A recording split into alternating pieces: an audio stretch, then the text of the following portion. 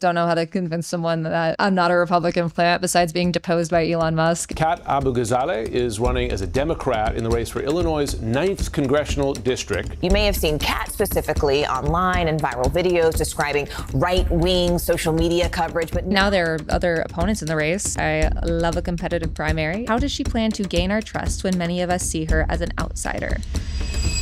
After days of simmering tension, today was an all-out brawl on social media. 33-year-old Democratic Socialist upstart Zoran Mamdani declaring victory. We're at a fascinating inflection point in politics, and Kat Abughazaleh, a 26-year-old misinformation reporter who has over 500,000 followers across TikTok, Blue Sky, and YouTube, is promising to lead the fight against authoritarianism. Our inalienable rights shouldn't be dependent on who's in power. That means standing up to authoritarians, not shrinking away when the fight gets tough. If she wins her Chicago-based congressional race, she would become the youngest woman ever elected to the House and produce a completely new playbook for quote-unquote career creators to run for office.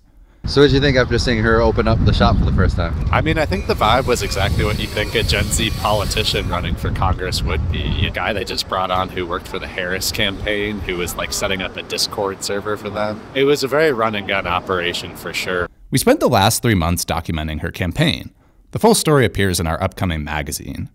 For now, we asked Chicago voters to submit questions they wanted Kat to answer. We didn't give Kat the questions in advance. This is the first time she's seeing them. I'm Kat Abughazaleh. I'm running for Congress in the 9th District of Illinois, and today I'm answering questions from voters in my district.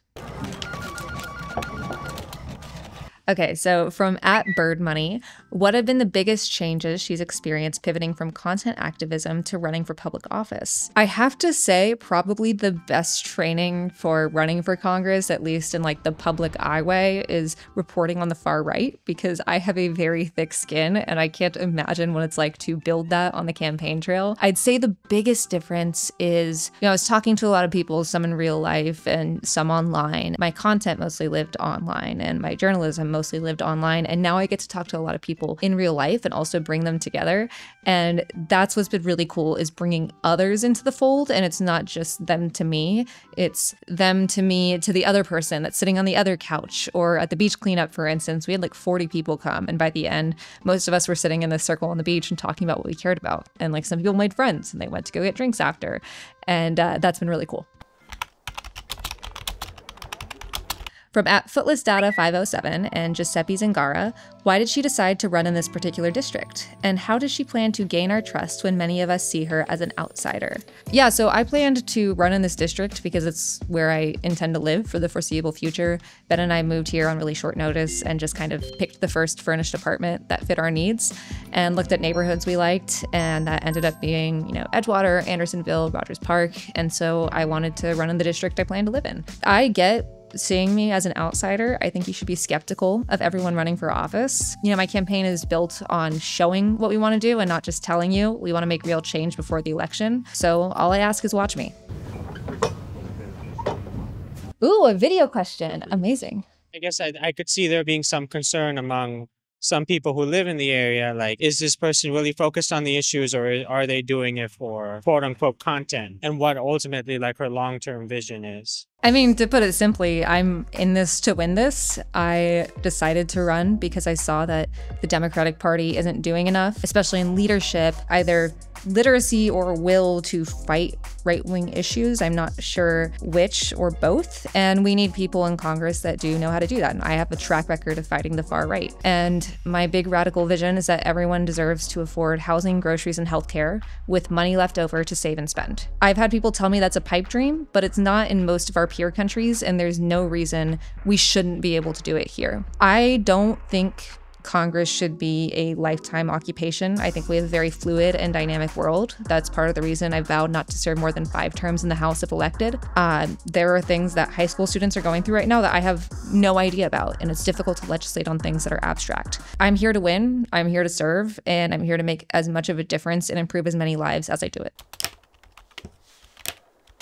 From @reputable_sorcerer, what organizations has she worked with in the district? Yeah, that's a great question. So we have, first off, been partnering with organizations to help improve things with our mutual aid and direct action approach to campaigning. So for instance, we partnered with Evanston Community Fridges to help stock a food pantry. People brought food donations in exchange for campaign yard signs. For our kickoff event, for instance, instead of $500 a plate, we actually asked people to bring in boxes of period products and donated those to Chicago's Period Collective. So we ended up collecting over 5,600 pads and tampons for people who can't afford them. And we intend to continue that throughout the campaign trail of partnering with organizations for mutual aid and direct action type stuff, like our high school public service grant program. Additionally, we want our policy platform to be as comprehensive as possible. You might notice on our website, we don't have a section for housing or labor, and that's because we're talking to different local experts to get as much input as possible, because you're not gonna believe this, I don't know everything. I was a former union rep. I know how localized and different every single union chapter can be. So we really want to make sure that we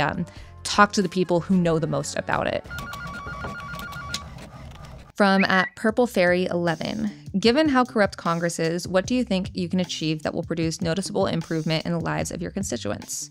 I want to update constituent services. There's no reason they aren't modernized to include, say, a chat feature. It's 2025. Most people don't want to leave a voicemail to the void or send an email to an office that gets thousands of them a day.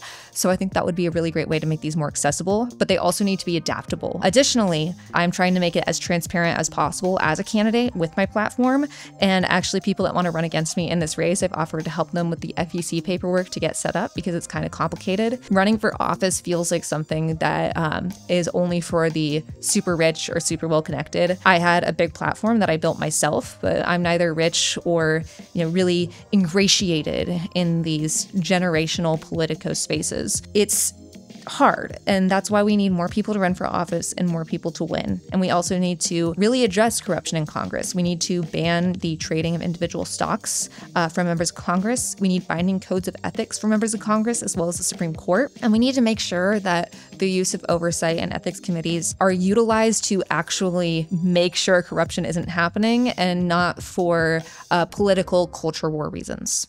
Will we see a Cat GPT for constituent services? No. From @DYWSLN, has she seen my resume? And there's an asterisk.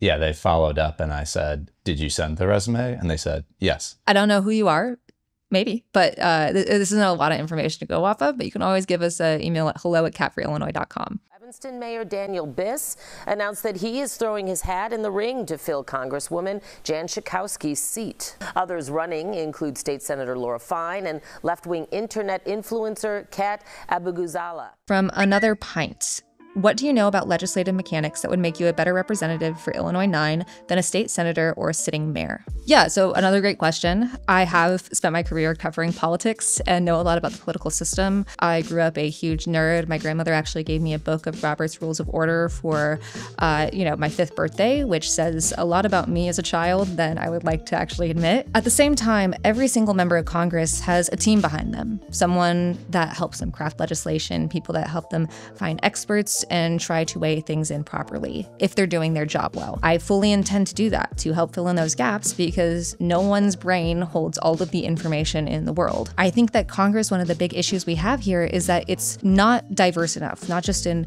race and age and gender, also in background. About half of members of Congress have net worths of over $1 million, and not half of Americans do. We do need lawyers and civic politicians and businessmen in Congress, but we also need people of other backgrounds because it's difficult to legislate on ideas that are abstract to them. For me, for instance, my background of knowing the far right, I know legislative priorities and communication priorities to help fight that in ways that others that work in the medical field or work in education might not know. And we need all of those backgrounds to properly legislate. I hope that answers your question. From Elvin May, with a staunch Republican grandmother and a hedge fund owning father and a family that has historically been Republican, how do we know that she won't flip her party when she wins? Yeah, I get this question a lot. My grandmother was a GOP operative in Texas. My father was in finance, but I would not call our family rich by any means. I have been financially independent since I was 20, and my family was historically Republican until about 2015. We were kind of Reagan Republicans, that fiscally conservative idea, and ignorant about a lot of what happens to make our economic system so difficult for so many. I used to, as a kid, ask, why don't poor people just save more? And then we moved to Tucson, which is far less segregated by income than where I grew up in Dallas. And one of my friends, who was much smarter and more talented than I was, couldn't afford to go to college even with a full ride because she had to take care of her little brothers while her parents worked. And it kind of shattered this idea for me. I realized that, poverty is cyclical, and it made me ask, what other things have I believed that are wrong? And it's really difficult to admit that you were wrong, that some of your core values were actually kind of sucky. And then Trump came on the scene, and my parents and I did not like that man from the start. They both ended up voting Hillary, and I could not vote at that time. I was 17, but, did voter registration drives and things like that. But it really made us question our beliefs. And it made me aware that ignorance, once you get that puncture, it really makes you ask questions about what you've believed. And it's difficult to get there. But with my own work that I've been doing for my entire career so far, that's helped de-radicalize a lot of people. There are always going to be people that are bigoted and hateful, but there are a lot more people that have been stuck in this bubble of ignorance that are built by people like Rupert Murdoch and Peter Thiel, who spend billions of dollars every single year to keep them in that bubble. And when people get scared, and when they are only subjected to an environment that's meant to keep them scared, they believe things that aren't true. I've devoted my career to fighting the right. I certainly don't think I'd be welcome among their ranks, even if I somehow did decide to switch. But really, my career is dedicated to fighting the exact things that I believed as a child. And I'm always proud of people when they change their positions, when they learn new information, and especially at a time where Trump is hurting so many, and there are now people that might be willing to ask more questions, that might be willing to look back on what they believed and maybe change it, that we need to keep that in mind. I want to be in Congress to fight the right, do some good, and then I want to continue my work of de-radicalizing others and communicating what's going on the right and trying to bring attention to dangerous narratives. I try in everything I do, not just this campaign, to prove myself through my actions. That's what I'll continue to do. All right, so we recorded this conversation with Kat Abughazaleh on Wednesday, March 21st. But we've actually been documenting her campaign all the way back since she announced she was running in March. If you're new here, hello, I'm Nate, and I'm the co-founder of this creative studio right here in Chicago. And we're on a mission to make the internet feel smaller. Every week, we share original essays and interviews with the artists, filmmakers, and online personalities that are impacting culture beyond the screen. We also host regular gatherings that bring this community together in person. And at the end of every quarter, we actually put out a print magazine featuring stories on everyone from science and tech journalist Cleo Abram to the iconic Hank and John Green. Our next magazine actually features a profile piece on Kat, and it goes a little deeper on her background, this congressional race, and what her journey means for quote-unquote career creators. If you'd like to read it and support us on our mission, it's actually available for pre-order right now. You can pick up your copy at powderblue.shop. Link is also in the description. All right, that's it for today. If you made it this far, drop a comment with the storm cloud emoji below, and subscribe for more stories from our team. See you soon. Well, I know we ran over a little bit, but appreciate all the time. Yeah, of course. Sorry, I got a little earnest there at the end. Oh. But at the same time, it's like I just don't know how to convince someone that I'm not a Republican plant besides being deposed by Elon Musk.